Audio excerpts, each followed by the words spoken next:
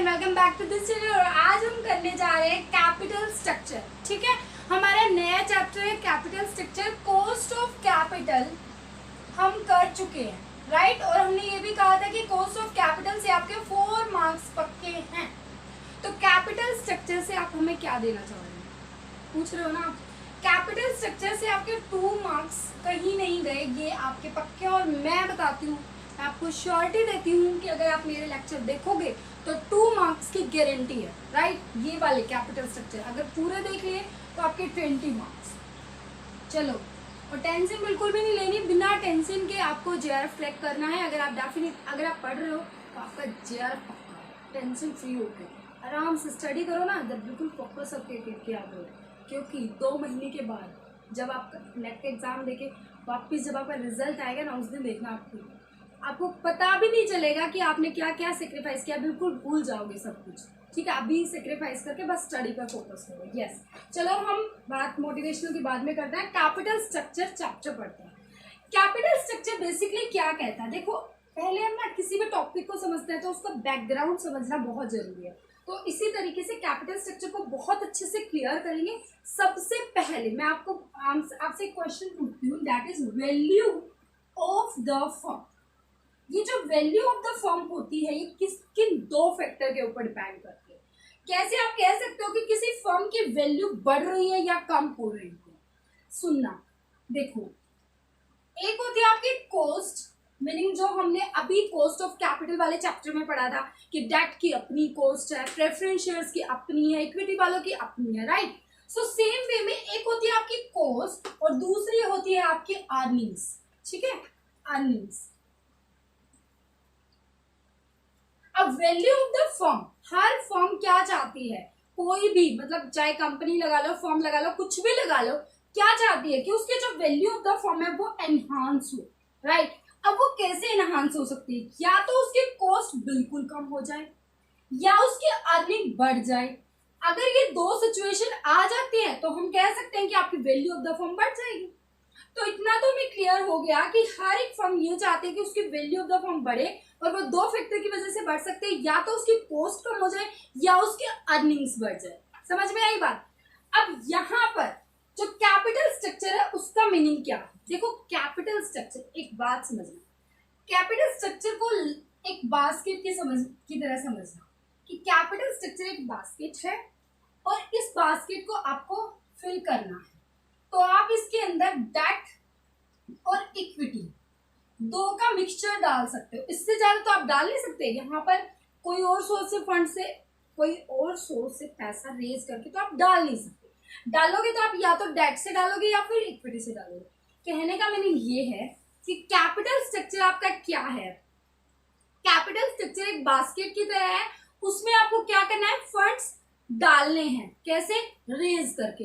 तो वो आप इक्विटी से भी रेज कर सकते हो, डेट से भी, कहीं से भी रेज कर सकते हो। ठीक है, तो यहाँ पर क्वेश्चन ये आता है, इतना तो समझ में आ गया, जो कैपिटल स्ट्रक्चर है वो आपका फाइनेंसिंग डिसीजन है, जिसमें आप क्या देखते हो, सोर्सेज देखते हो कि हमारे पास कौन कौन से सोर्सेज अवेलेबल है, कहाँ से हम पैसा रेज करके, फाइनेंस को रेज करके और उसमें डाल सकते हैं। तो एक बात तो यहाँ पर क्लियर होगी कि ये कौन सा डिसीजन है, फाइनेंसिंग डिसीजन है। ओके, यहाँ से क्वेश्चन आ जाता है तो आप आराम से एक कॉन्सेप्ट को क्लियर किया करो। ठीक है, ओके।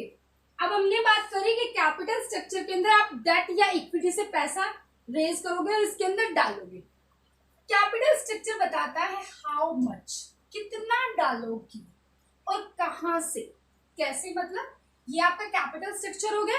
कितना पोर्शन आप डेट डालोगे और कितना डालोगे इक्विटी, ये चीज बताएगी आपकी कैपिटल स्ट्रक्चर। डिसाइड करेगा कि आप 70-30 की रेशियो में डालने वाले हो, 50-50 की रेशियो में डालने वाले हो, 30-70 या 60-40 किस रेशियो में डालने वाले हो। डेट का कितना पोर्शन लोगे, इक्विटी का कितना लोगे, सारा का सारा डेट लोगे या सारा का सारा इक्विटी लोगे, राइट। अगर आपकी फर्म सारा का सारा पैसा इक्विटी से लेती है, किससे लेती है, इक्विटी से लेती है, तो उसको बोलते हैं अनलीवर्ड फर्म। और अगर आपकी फर्म डेट और इक्विटी दोनों का मिक्सचर वो यूज करते हैं, जैसे हमने यहां पे किया, तो उसको बोलते हैं लीवर्ड फर्म। राइट। सो ओवरव्यू आपको अच्छे से क्लियर हो गया कि कैपिटल स्ट्रक्चर का क्या मीनिंग था, उसका क्या ओवरव्यू था। पहली बात अब हम जो आगे डिस्कस करेंगे दैट इज अजम्पशंस। हर एक की अजम्पशंस होती हैं और याद रखना, देखो इकोनॉमिक्स हुई या आपकी फाइनेंशियल मैनेजमेंट हुई, यहाँ से क्वेश्चन अजम्पशन से आते ही आते हैं, ठीक है। तो आपको क्या करना है, अपनी नोटबुक निकालो, मैं ये नहीं कह रही हूँ आप यहीं से अपनी जो आपके पास बुक हो वहां से सबकी अजम्पशंस लिख कर डाल दो। इकोनॉमिक्स के जितने भी चैप्टर है सबके अजम्पशन लिख दो, जितने भी हमारे एफएम के चैप्टर हैं अजम्पशन लिख दो, क्योंकि 2 मार्क्स मतलब 3-4 क्वेश्चन तो आ ही जाते हैं आपके अजम्पशन से, ठीक है। तो वो भी नहीं आपको करने होंगे। अब हम पहले डिस्कस करेंगे इनके अजम्पशंस, उसके बाद इनकी थ्योरीज, कैपिटल स्ट्रक्चर की कौन कौन सी 4 थ्योरी है वो डिस्कस करेंगे। सो बी रेडी। स्ट्रक्चर के अजम्पशंस देख लेते हैं, राइट। फटाफट देखो सारी की सारी अजम्पशंस और लर्न कर दो, 2 मिनट का काम है। फर्स्ट अजम्पशन कहता है only 2 sources of funds, equity and debts are available. Meaning कि जो आपका कैपिटल स्ट्रक्चर है ना, ये जो टोकरी आपने बनाई स्टार्टिंग में, बास्केट बनाई, उसमें जो आप फिल करोगे ना वो केवल 2 ही सोर्स हैं, एक आपका डेट है और एक आपका इक्विटी है। इससे अलावा आप कहीं और से फंड रेज करके इसमें नहीं फिल कर सकते। क्लियर हुआ, ठीक है। सेकंड कह रहा है total assets of the firm are given and there is no change in investment decision of the firm. हमने क्या बात करी थी सबसे पहले वाले लेक्चर में कि जब हम रियल एसेट्स में पैसा डालते हैं तो उसको क्या बोलते हैं, इन्वेस्टमेंट डिसीजन। तो यहाँ पर ये कह रहा है कि सारी की सारी टोटल एसेट्स आपकी फर्म को मिलेगी, दी हुई मिलेगी, राइट। तो उसके बाद आपकी फर्म कुछ भी चेंज नहीं करेगी, मतलब ये नहीं है कि आपकी फर्म किसी एसेट्स में इन्वेस्ट कर देगी, बिल्कुल नहीं। थर्ड कहता है entire profit will be distributed, no retained earnings. जितना भी प्रॉफिट्स आपको रिसीव होगा, आपकी फर्म को रिसीव होगा, सारों को क्या करने वाली है, डिस्ट्रीब्यूट करने वाले हैं। रिटेन तो कुछ रखेगी नहीं, कितनी अच्छी फर्म है ना, रिटेन करने की उसको टेंशन ही नहीं है। वो तो क्या करने वाली है, सारी की सारी फर्म को, सारे के सारे प्रॉफिट्स को डिस्ट्रीब्यूट करने वाले। Yes, come on. Fourth point फटाफट होते जा रहे हैं ना सारे लाइन, दोबारा से रिवाइज कर लेना कि only 2 source of funds are available, total assets of the firm are given, there is no change in investment decision. जितना प्रॉफिट आएगा सारा का सारा डिस्ट्रीब्यूट हो जाएगा। Fourth point the operating profit of the firm are given. आपका जो EBIT है, earning profit before interest and tax, उसी को क्या बोलते हैं, ऑपरेटिंग प्रॉफिट। वो आपकी फर्म को दिया हुआ मिलेगा और आप उसमें कोई भी चेंज नहीं कर सकते। Fifth point there is no corporate और पर्सनल टैक्स। कोई भी कॉर्पोरेट और पर्सनल टैक्स नहीं है, ये तो आपके सारे जंक्शन में मिलेगा, ये पॉइंट सब में मिलेगा, राइट। लास्ट पॉइंट कह रहा है the business risk complexion of the firm is given and constant and is not affected by the financing needs. आपका जो रिस्क वगैरह वो भी ऑलरेडी बैठा हुआ है, जितना है उससे ज्यादा आपको कुछ नहीं मिलने वाले। ये एग्जाम्पशंस एक बार रिवाइज कर लेना, 2 मिनट का काम है, फटाफट लर्न हो जाएंगे। अब हम करने जा रहे हैं very important topic, capital structure की थ्योरीज। जितना मैं आपको समझाऊं उतना समझ लेना, आपके 2 मार्क्स कैपिटल स्ट्रक्चर के अंदर जो हमारी थ्योरी छुपी हुई है, ठीक है, जहां से एनटीए वाले एक क्वेश्चन डाल ही देते हैं और 100% आता, आपकी बार भी आएगा, श्योरिटी है भाई, ठीक है। कैपिटल स्ट्रक्चर के अंदर जो थ्योरीज की बात हम कर रहे हैं, सबसे पहले मुझे ये बताओ कैपिटल स्ट्रक्चर का मीनिंग आपको क्लियर हो गया कि डेट और इक्विटी का ये पोर्शन डालता है, ये क्यों डालता है, मुझे ये बताओ। पहले थ्योरीज को समझने से पहले मुझे ये बताओ कि डेट का और इक्विटी का पोर्शन ये क्यों डालता है, क्यों ये 40-60 का पोर्शन डालता है, क्यों ये 50-50 का डालता है, क्यों ये 70-30 का डालता है, क्यों। मैंने स्टार्टिंग में एक बात बताई थी, क्योंकि हर एक का मेन पर्पस होता है वैल्यू ऑफ द फर्म को बढ़ाना, और वो आपकी 2 चीजों से ही बढ़ सकते हैं, या तो आपकी अर्निंग्स बढ़ जाए या आपकी कॉस्ट कम।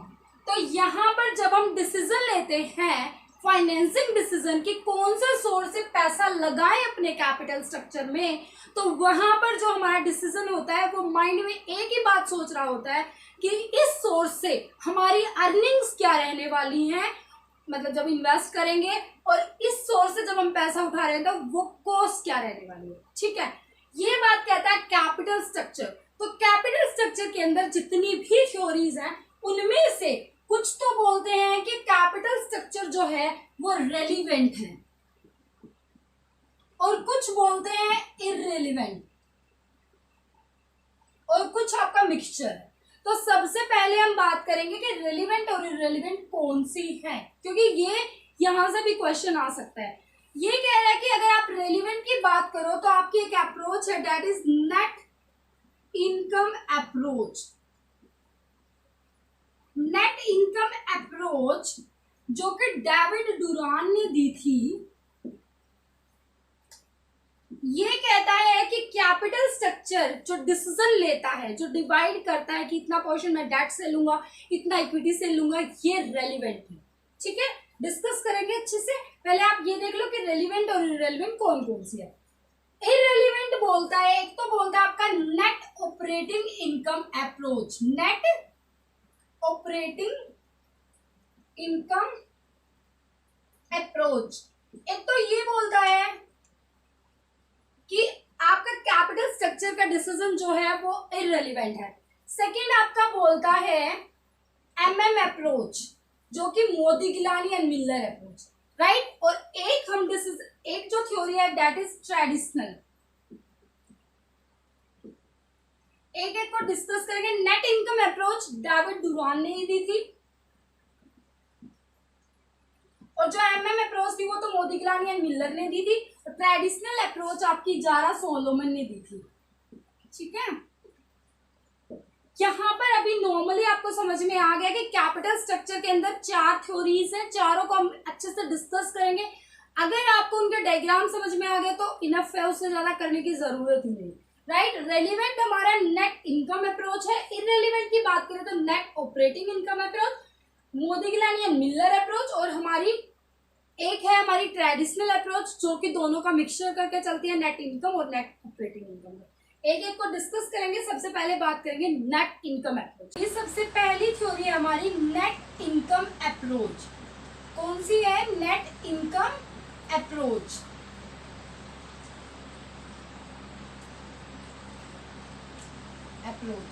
राइट।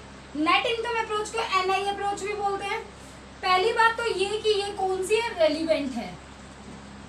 दूसरी बात, ये किसने दी थी? डेविड डुरान ने दी थी। अब ये थ्योरी क्या बोलती है, ये अप्रोच क्या बोलती है, बस आपको एक इसका डायग्राम समझना है। अगर आपको डायग्राम क्लियर हो जाता है फिर आपको कुछ भी नहीं सोचने की जरूरत। समझो, जैसे ये है आपका एक्स एक्सिस, ये है आपका वाई एक्सिस। वाई एक्सिस पर कॉस्ट ऑफ कैपिटल गिवन है, ठीक है, और यहाँ पर डिग्री ऑफ लीवरेज गिवन है। स्टार्टिंग में क्या बोला है कि जो कैपिटल स्ट्रक्चर होता है उसमें आप डेट और इक्विटी दो का पोर्शन लेने वाले हो। डेट और इक्विटी दो का पोर्शन लेने वाले हो, ठीक है। और हमारा मेन मोटिव क्या होना चाहिए? वैल्यू ऑफ द फर्म को एनहांस करना। तो आप जब डेट का पोर्शन लेते हो आपको पता है कि जो डेट होता है उसकी फिक्स रेट से आपको इंटरेस्ट की पेमेंट करनी होती है। डेट मीन्स वो फ्लक्चुएट तो होगा नहीं। इसका मतलब क्या है कि डेट जो है वो आपका कांस्टेंट रहने वाला है। कॉस्ट ऑफ डेट आपकी कांस्टेंट रहने वाली है, ठीक है। अब डेट का पोर्शन अगर आप, और ये कॉस्ट ऑफ इक्विटी भी आपकी फिक्स रहने वाली है। अब जैसे जैसे आप डेट का पोर्शन बढ़ाते हो, समझो अगर एक फर्म कंपनी के अंदर डेट का पोर्शन बढ़ा रही है तो उसकी वजह से डेट के ऊपर जो आप इंटरेस्ट की पेमेंट कर रहे हो वो आपका टैक्स डिडक्टेबल है। मीनिंग वो आपका एक्सपेंस माना जाता है और उसको आप पहले माइनस कर देते हो। जैसे एबिट आपका 100 है तो 100 में से आप पहले इंटरेस्ट मान लीजिए 20 है, 20 को माइनस करोगे 80 रह गया, राइट। तो 80 के ऊपर टैक्स दे रहे हो। दैट मीन्स जो आपका 20 सेव होता जा रहा है वो क्या है? इसका मतलब आपकी कॉस्ट कम हो रही है। समझ रहे हो? एक तो आप 80 पर टैक्स दे रहे हो, एक आप 100 पर दे रहे हो। तो यहाँ पर ये जो आपकी ओवरऑल कॉस्ट ऑफ कैपिटल है वो आपकी डिक्रीज हो रही है। क्यों? क्योंकि आपका डेट का पोर्शन बढ़ रहा है जिसकी वजह से आपका टैक्स सेव हो रहा है। समझ रहे हो? इंटरेस्ट माइनस होने के बाद टैक्स पे कर रहे हो। और इक्विटी वाला एक कांस्टेंट है, इक्विटी वालों को पहले भी जितना मिल रहा था अब भी उतना मिल रहा है। तो वो ओवरऑल बेनिफिट किसको मिलेगा? हमारी ओवरऑल कॉस्ट ऑफ कैपिटल को। दैट मीन्स जो कैपिटल स्ट्रक्चर जो बोलता था कि आप कितना पोर्शन डेट का लो, कितना इक्विटी का लो, वो आपने इसने प्रूव कर दिया कि जी हाँ, अगर आप डेट का पोर्शन बढ़ाते हो तो आपकी overall cost of capital decrease हो जाएगी। और हमने दो ही बात पढ़ी थी कि वैल्यू ऑफ द फर्म के अंदर या तो आपकी अर्निंग्स बढ़ जाए या आपकी कॉस्ट कम हो जाए। तो पहले वाली थ्योरी क्लियर होगी, net income approach, very good. अब हम सेकंड करेंगे, नेट ऑपरेटिंग इनकम। हमारी सेकंड थ्योरी है that is net operating income approach. देखो ये नेट ऑपरेटिंग इनकम अप्रोच को NOI अप्रोच भी बोलते हैं, ठीक है, डेविड डुरॉन ने दी थी। और दूसरी बात ये इररेलेवेंट है, सबसे इंपॉर्टेंट, बहुत बार क्वेश्चन आ रखा है। क्या क्वेश्चन आ रखा है कि जी ये बताइए रेलिवेंट और इररेलेवेंट कौन से, इनमें से रेलिवेंट कौन सी नहीं है। और आपके ध्यान में आते ही समझ में नहीं आता कि नेट इनकम थी या नेट ऑपरेटिंग इनकम थी। दोनों के दोनों डायग्राम मैं आपको बताने वाली हूँ। नेट इनकम अप्रोच आते ही ना NI दिख जाए, पेज होगा आपके ऊपर, वहां आपके पास वहां पर पेज होगा ना, क्या नेट इनकम दिख जाए, फट बना देना एकदम से, ठीक है। अब मैं बनाने जा रही हूँ नेट ऑपरेटिंग इनकम अप्रोच का, NOI दिख जाए, डायग्राम बना देना। डायग्राम बनाते ही आपको समझ में आ जाएगा सामने वाला क्वेश्चन क्या पूछ रहा है, राइट। तो चलिए, नेट ऑपरेटिंग इनकम अप्रोच वही YX, या आप डाल देना यहाँ पर कॉस्ट ऑफ कैपिटल गिवन है और यहाँ पर आपका डिग्री ऑफ लीवरेज, ठीक है।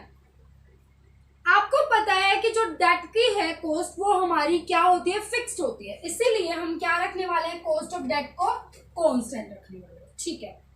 ये कह रहा है कि जैसे जैसे आप डेट का पोर्शन बढ़ाते जाते हो, इररेलेवेंट है, इसका मतलब फर्म कितना पोर्शन डेट से करे, कितना इक्विटी से ले, फर्म का कोई फर्क नहीं पड़ने वाला। डेट मीन्स आपकी overall cost of capital constant रहने वाले है, किसमें, नेट ऑपरेटिंग इनकम अप्रोच में। तो ये कह रहा है कि ये हम पूछ रहे हैं इससे कैसे कैसे हो सकता है, राइट। अगर हम डेट का पोर्शन बढ़ा रहे हैं तो इंटरेस्ट का बेनिफिट होगा, तो हमारी ओवरऑल कॉस्ट कैपिटल नीचे जो हमारी कॉस्ट है वो नीचे जानी चाहिए, पर क्यों नहीं जा रही, तो ध्यान से सुनिए। कॉस्ट ऑफ डेट आपकी क्या है, कांस्टेंट है। लिसन, ये बढ़ रही है, मतलब कॉस्ट नहीं बढ़ रही, कॉस्ट कांस्टेंट है, लेकिन डेट का पोर्शन जैसे जैसे बढ़ रहा है, इक्विटी शेयर होल्डर्स की रिस्क कैपेसिटी, जो रिस्क लेवल है वो बेचारों का बढ़ रहा है। बढ़ क्यों रहा है, क्योंकि देखो मुझे एक बात बताओ, डेट का पोर्शन बढ़ेगा, तो डेट में आपको क्या देना पड़ेगा, इंटरेस्ट देना पड़ेगा। अगर आपकी कंपनी लॉस में जा रही है फिर भी डेट पर इंटरेस्ट देना पड़ेगा, भुगतेंगे कौन, इक्विटी वाले भुगतेंगे। तो इक्विटी वालों का तो रिस्क हाई हो गया ना। इक्विटी वाले कह रहे हैं कि हमें एक बात बताइए, अगर हम रिस्क ज्यादा लेंगे तो हमारी जो एक्सपेक्टेशंस हैं वो भी बढ़ जाएंगे। इसी वजह से नेट इन ऑपरेटिंग इनकम अप्रोच के अंदर आपकी कॉस्ट ऑफ इक्विटी बढ़ जाती है, उनकी एक्सपेक्टेशन बढ़ जाती है। जितना फायदा डेट के पोर्शन को बढ़ाने से इंटरेस्ट से होता है, उतना फायदा हमारी कॉस्ट ऑफ इक्विटी वाले ले जाते हैं, जिसकी वजह से हमारा overall cost of capital constant रह जाता है। ये इंपॉर्टेंट बात है, याद रखना। ये net operating income approach irrelevant क्यों है, समझ में आ गया। दोनों के दोनों डायग्राम में बच्चे बहुत कंफ्यूज होते हैं, समझ नहीं आता है NI क्या बोलते हैं, NOI क्या बोलते हैं। याद रखना, जैसे ही NI आए डायग्राम टिप्स पे होना चाहिए, डायग्राम जैसे ही NOI आए डायग्राम टिप्स पे होना चाहिए, डायग्राम। ये हमारी कॉस्ट ऑफ इक्विटी है, ये ओवरऑल कॉस्ट ऑफ कैपिटल है, ये कॉस्ट ऑफ डेट है, राइट। अब हम करने जा रहे हैं नेक्स्ट 2 और उनको फटाफट करेंगे और हमारा चैप्टर फिनिश हो जाएगा।